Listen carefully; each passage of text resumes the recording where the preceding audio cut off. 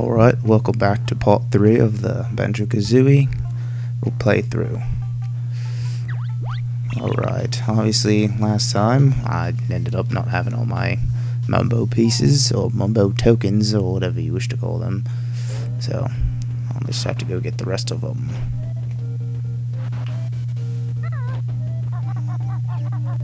Let us go in here first. See if I can't remember where to get it. Should be in here somewhere. There it is. Ah, yes. And see, the reason why is, see, she can't actually come in here and get everything. Although, beating up on this guy just because he made fun of me makes me feel all that much better. So, there. Now I got my last token. So let's just go finish this up.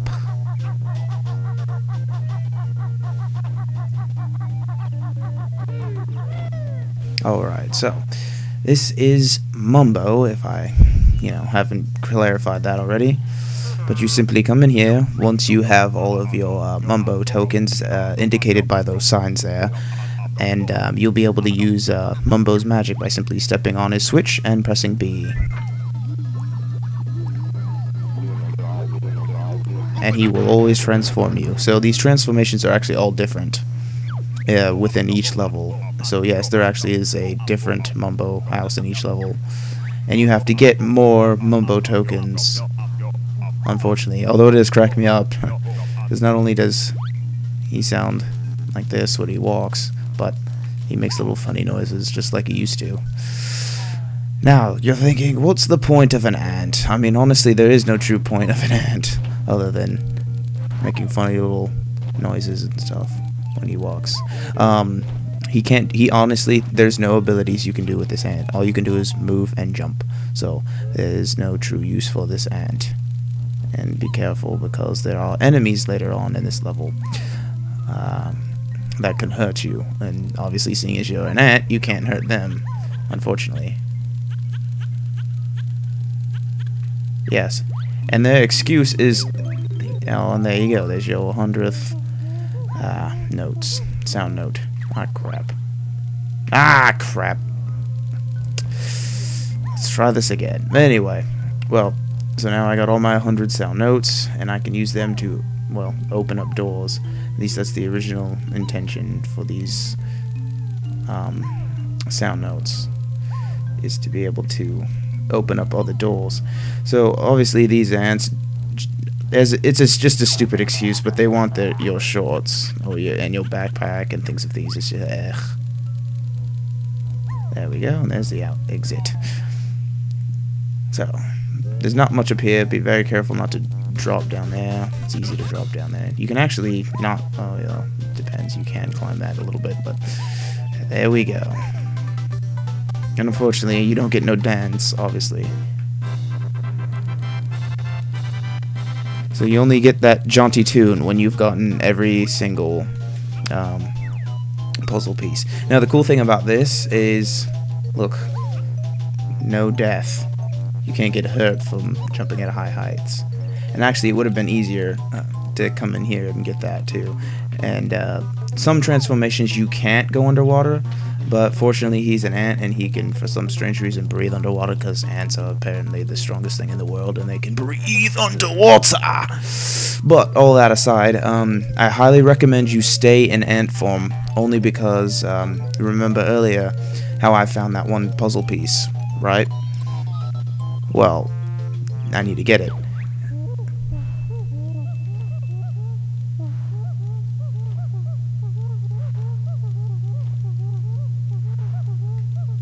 So, what Bottles was pretty much just explaining, what the God, stupid. There we go. And yes, it says 2 notes, only because I'm actually, even though that says only 2 notes, oh yes, and as you can see, your Mumbo's magic fades. So don't worry about leaving the level and having to go back and transform, so that has nothing to do with the game. Anyway. But yes, it says I only have 2 puzzle pieces, but as you can see here, I actually have 11. Those are just referring to pieces outside of the actual level itself. So, Yes, yes, yes. Bottles here doesn't teach me anything, unfortunately. He's just here to tell me about the note duels. So like I said earlier, it's crucial that you get as many sound notes in each level. Otherwise, it'll prove to be very tedious if you have to go back and actually find them more. And it'll also prove beneficial too. And yes, you get your little jaunty tune and his little bow and all that good junk. But yes, it'll prove to be very tedious if you're actually stuck trying to... Oh, jeez. Bad camera angle. Yes, there's a fairy there. And I'm just showing you the environment. So, yes. Very unique environment. Little hieroglyphics and stuff on the walls and whatnot. I'm gonna get hit by this guy, aren't I? Oops. Yes. Now you're mine. This fairy, it has no use, really. It just teaches you little bits and stuff about how to defeat Grunty, little tips here and there. It's not very useful at all. See, every time you find me, remember to tell them yes, and it just basically teaches you stuff. She's very useless. So, one of my favorite levels, Treasure Trove Cove. Yes, bottles, shut up. There we go. Now we've opened up another level. Ironically, it's in a treasure chest. But that's why this game's so fun. And you notice that whenever you get near the area of the actual picture frame, it changes to the music of the level. So you notice when I get away, it goes back to normal. In here, unfortunately, I don't have this ability, so I'm not, because obviously I'm not tall enough, so I have to go find this Treasure Trove Cove, which is very easy to find. But first, let me come down here and wake this guy up. Now, no, these guys are not like the other cauldron, the evil cauldron that we saw, or in other words, Grunty's dingpot. Yes, there's a hidden Mumbo token back there, so feel free to explore. Those ones are very similar to, for those of you who have played Zelda Wind Waker for the GameCube. They teleport you to different locations in the game, so that'll prove to be very useful later on when I need them. So yes. Now I know this is not where we need to go, but there's some stuff in here that could prove to be useful later on in the game. So let me change my camera angle. Oh, whoops, my bad. I did that backwards. Ah, that's what I get. Like I said, I haven't played this game in years, so this is where I meant to go. There, much better.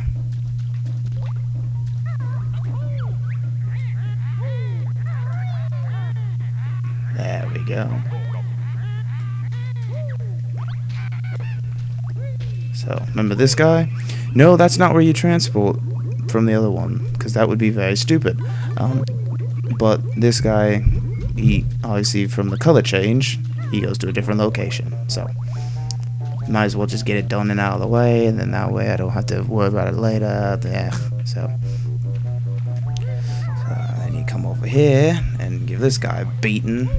Personally, that's my favorite attack, just because it's very useful and I don't have to worry about trouble later on. Now down there is another location that we probably won't need to go to for some time, because this is where we need to go since we opened up Treasure Trove Cove. So let's actually first come up here and show you scenery. So those red feathers, well, yes, those will come into play later. Obviously we can't use them now because I haven't unlocked them. Well, I have unlocked the feather, but I haven't found any use for it. So, let's go into Treasure Trove Cove. This outstanding level. I love the music remix of this. And, actually, a buddy of mine, Yes, Bottles tries to make jokes by saying ahoy and all that good junk.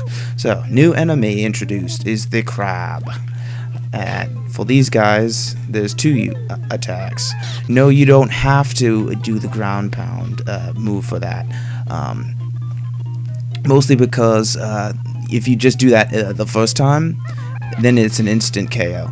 Now, for those of you that love Jaws, check this out.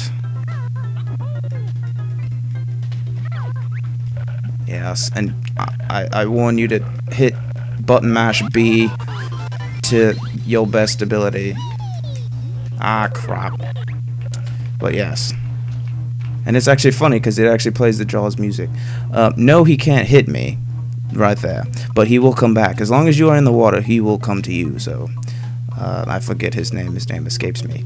Now in here, no, he won't attack me because it's not water. I mean, for the most part, it is water, but it's not ocean water. So anytime you're actually in the ocean, he will come after you and try to attack you. So be very wary of him. See, oops. Ah, crap. See, instant KO. Plus, you actually get two of these too. Now, this guy down here, I can't actually fight him right now because I don't have the ability I need to learn. So, how about we go learn some new abilities from Bottles? As my sound lags out. But my voice won't, so that's a good thing. Obviously. Come on. Ah, here we go.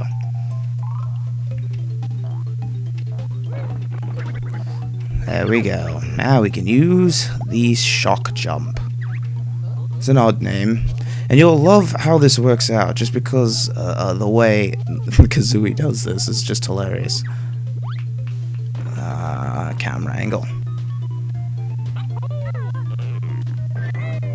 So that's how you do it. And you can actually drop all the way down here and jump up. Basically all it is you just simply stand on the switch and jump. And Banjo, obviously it's not necessary, but he says a wee sound in a little girl voice every time.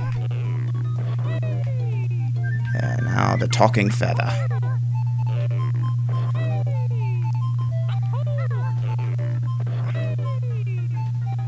So obviously there, that said that it was the flying ability, but I don't have the ability. I have to talk to Bottles still, which I do know, and luckily is introduced in this level as well. So we'll get the joy of getting the ability to fly. So let's see, come down here, get this Jinjo. They both said we at the same time. That's pretty funny. Actually, I did that wrong, since there's nothing there. There we go. Haha. No, there's nothing of use up here, obviously. I just came up here to get these sound notes, because like I said earlier, these sound notes can be very useful later on, as you've seen by earlier statements. So, let us go travel some more. Now these guys you have to be very careful for, because not only do they make an awesome noise when you defeat them, oh crap. Come on, Banjo. Trying to think, yes. Getting stuck. I'd be very careful not to touch these guys' sides, because you actually do get hurt, obviously, because of their teeth. So, be very wary. So, actually, oops, did that wrong. Wait for it a little bit more. And jump. Alright, guys, well, looks like I'm coming to the end of my time limit. So, I will see you all next time as we traverse up this gigantic tower and try not to get eaten by a shark. Alright? See you next time.